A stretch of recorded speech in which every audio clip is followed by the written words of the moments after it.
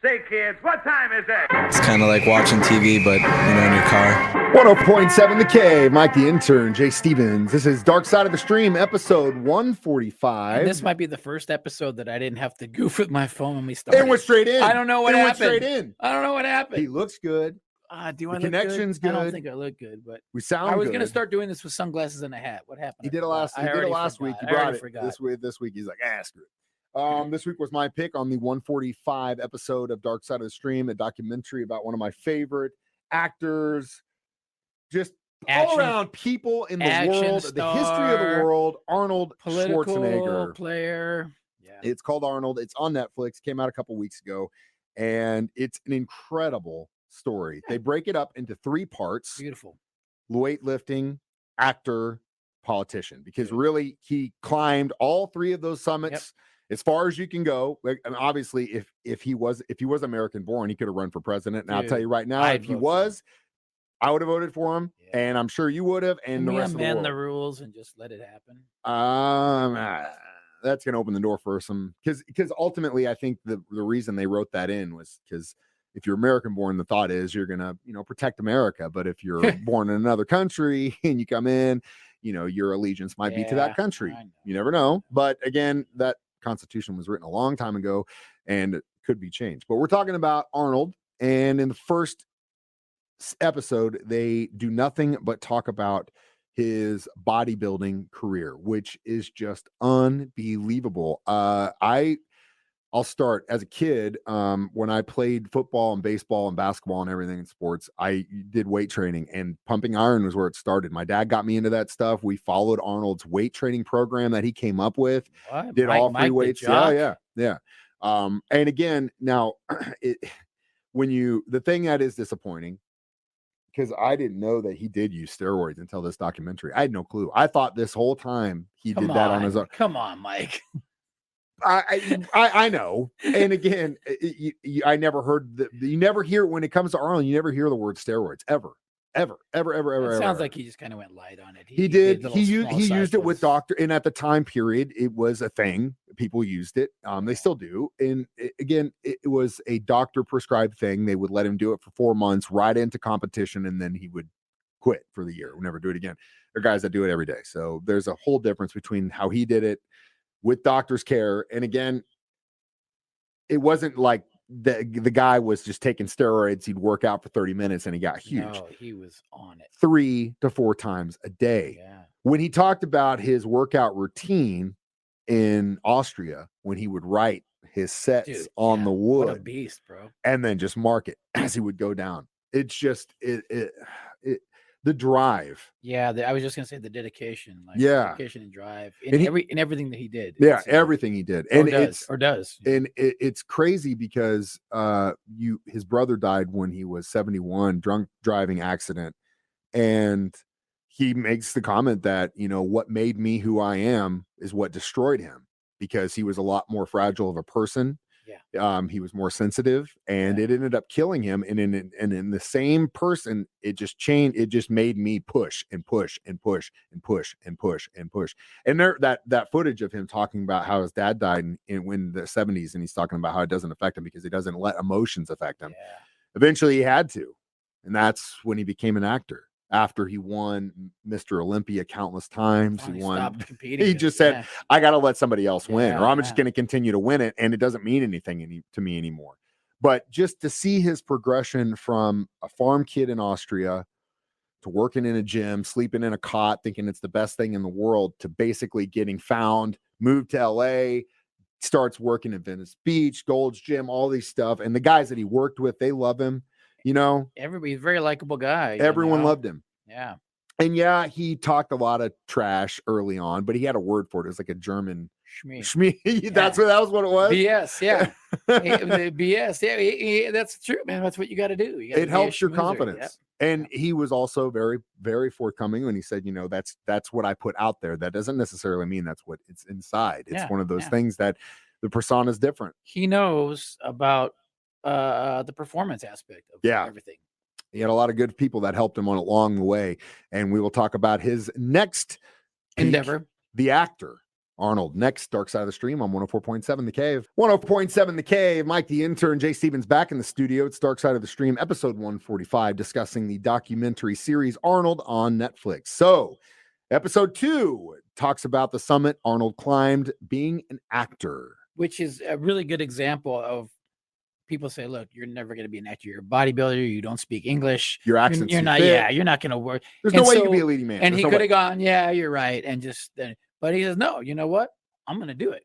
He had some missteps. Yeah. Hercules in New York was his first major role, and he barely could speak English. You could tell. I think he got kind of jammed. He kind of got thrown into it, and then he just kept on working on it. He said, though, and this is very interesting and something I didn't know also, was that he didn't have the reason he didn't have to take those junk jobs, being a superhero, paint, whatever, to make it in LA, was because by the mid-70s he was already a millionaire. Not because of bodybuilding, but because of real estate investments. By like 72 or 3, he owned an apartment complex in LA, then he a shopping center, because the guys he surrounded himself with were like, hey, you want to make some money, you want to make some real coin, this is how you do it. And so he listened, took English classes in college, business classes, and like I said, by the mid-70s, he was already a multimillionaire. Yeah. He didn't need it. So he waited, and he was in the position too when the perfect role came along, which would end up being Conan, which is one of my favorite movies of all time. Which that story in itself was badass, because he got into it with the producer, because he goes into this guy, he's a little Italian dude, and they're starting to talk about something, and he goes, oh, you'll never, I think Arnold made the comment about how he was little or something, and he didn't like that. And then he said, well, you'll never work because your accent's so thick. And he said, well, that's funny because you also have an accent. And then the producer's like, you're done. You're out of here. Yeah. And so that kind of blacklisted him a little bit for a time period, until the guys who bought the rights to Conan and the guy they had assigned it to direct it said, look, we're not going to do this unless it's Arnold. It's got to be Arnold. It's got to be Arnold. Yeah, and that was the stepping stone to greatness. And that's really what started the whole action hero trajectory. Because as he mentioned, in the mid to late 70s, like, it was Al Pacino, he was skinny.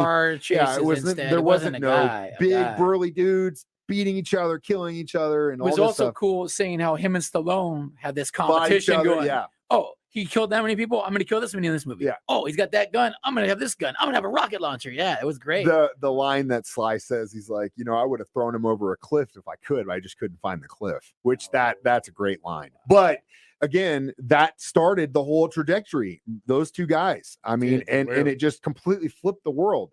One of my favorite movies of all time is Commando. I cannot tell you. And oh God, actually, what's interesting is right before I watched it this weekend, and right before we did it, one of my best friends who lives in Kentucky, it's like a Wordle type game where they just post up a picture and you have to guess the movie or show from that picture. And it's like one scene.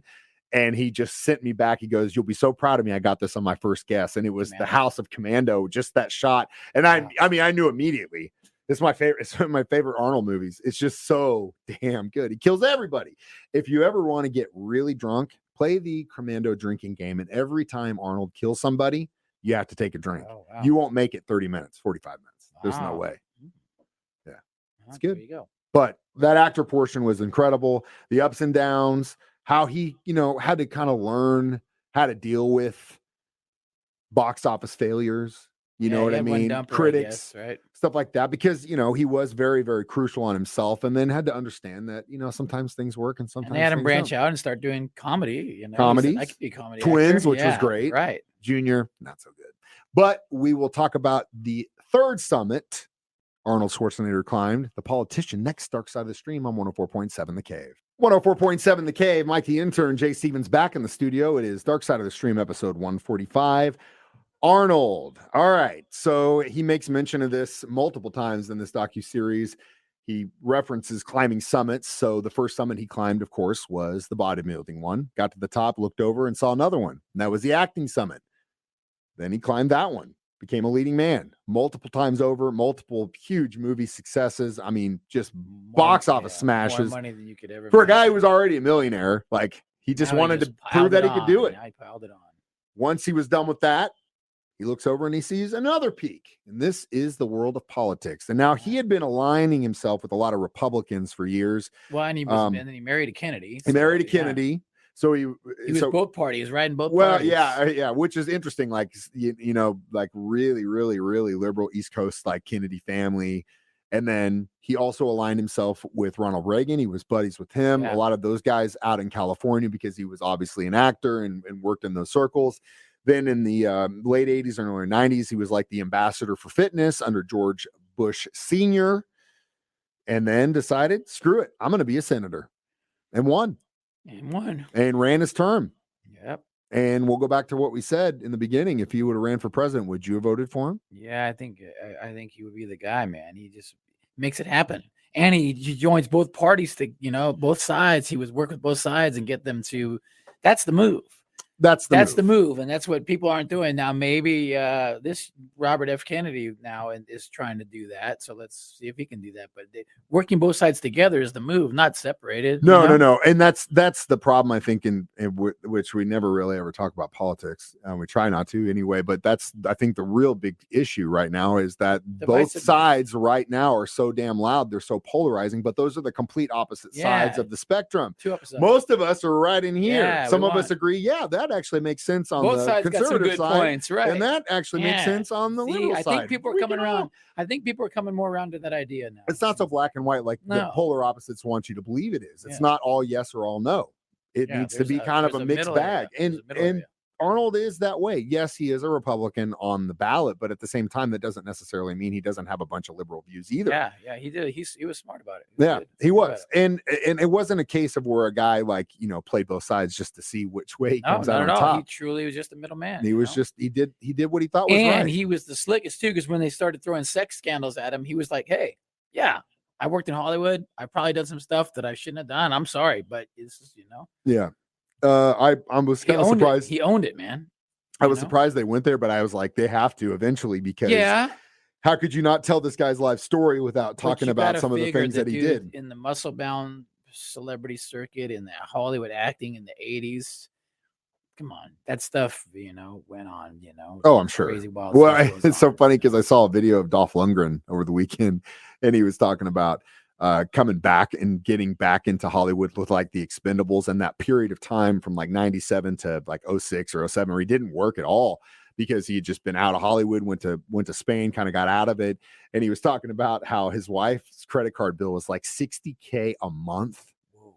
And he just said, well, every time I'd have an affair, I'd have to go buy her something new, a new Ferrari, a new something. She didn't care. I just kept having to buy it, and eventually it became too expensive. There's a lot of those scenarios.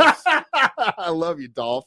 Oh man, I laugh so hard. But he wasn't the only one that was doing that stuff, and obviously Arnold had his mistakes, but he owned up to him, like you said, and he won. And he did what he did. Yep, he was honest, and that's that. But it seems now that when you look at his life, he seems like he's doing what he wants. The home he has in the mountains, wherever the hell that is, it's gorgeous. Utah, whatever that we said the warmth of Austria with the big and openness of America. Yeah, he's still a funny guy. He's hilarious. Yeah. Also, that story, and something I want to come back to, where he's talking about growing up, and his mom was so concerned with him because he'd had all these bodybuilders on his bedroom wall, and all the guys at his age usually had girls, and he's like, he had guy pictures. You got all these muscly, oiled up dudes. Yeah, what mom was my poor kid. But it paid off. Well, it's like Snap. When Snap had pictures of Stryper all over his room, his mom was like, "What is?" Stryper, man. All right, we're going to give it our reviews next. Arnold, Dark Side of the Stream on 104.7 The Cave. Mike, the intern, Jay Stevens, back in the studio one more time. It is Dark Side of the Stream, episode 145. So how many protein shakes would you give this documentary? I'm going all the way. I'll go 5. I will go 5. It was great. Just another perfect score. Yeah. It was great, man. I agree. The guy is so likable. So likable, and still so funny to this day. And even when he said he was doing the debates for the governor, he said he studied.